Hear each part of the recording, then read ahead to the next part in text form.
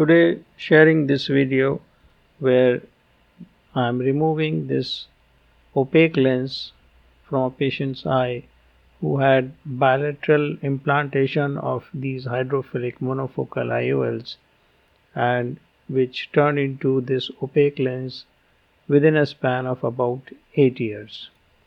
So this is the patient's anterior segment photograph, which shows slightly decentered and an opaque hydrophilic monofocal IOL.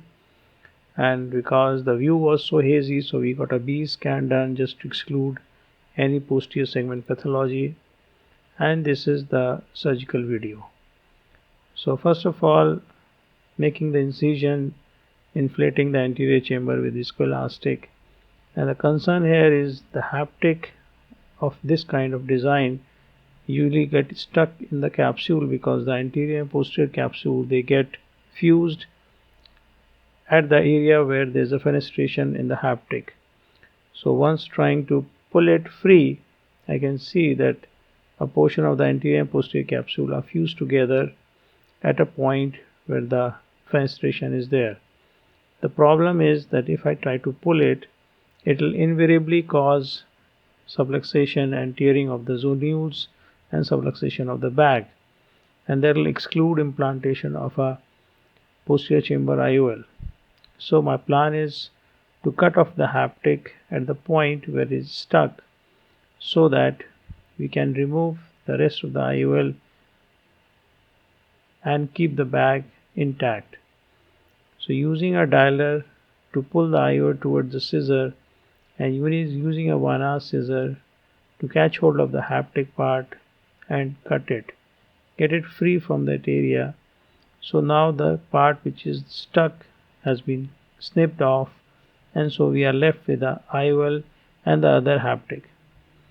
Exploring this other haptic, whether it is also stuck or free, I find that it is free, so it reduces the amount of work to be done.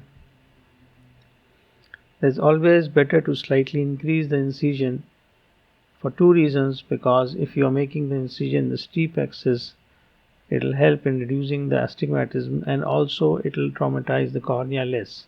So again, using the same twist and pull technique.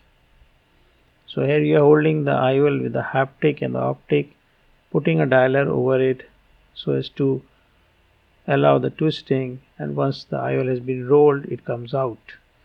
So now the IOL is out with a bit of the haptic remaining inside and an intact capsule and the bag. Because in these cases invariably the anterior and posterior capsules have fused and there is no point in trying to separate it, it is always better to not to disturb that area and put the IOL in the sulcus. So here we are loading the IOL just now, and now we are up to implanting this IOL. The incision is enlarged, so the injector goes inside without any problem, and this is a hydrophobic monofocal IOL. The haptics are placed in the sulcus and it is nicely centered. It is not a problem to leave behind that portion of the trimmed haptic, and we have dialed the IOL so that it is nicely centered.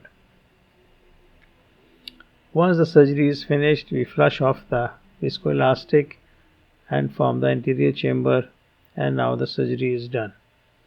This is the day 1 post-op picture, and we can see a relatively slightly hazy cornea along the site of incision.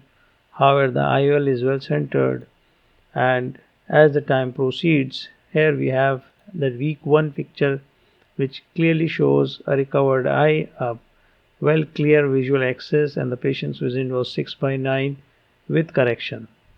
Thank you.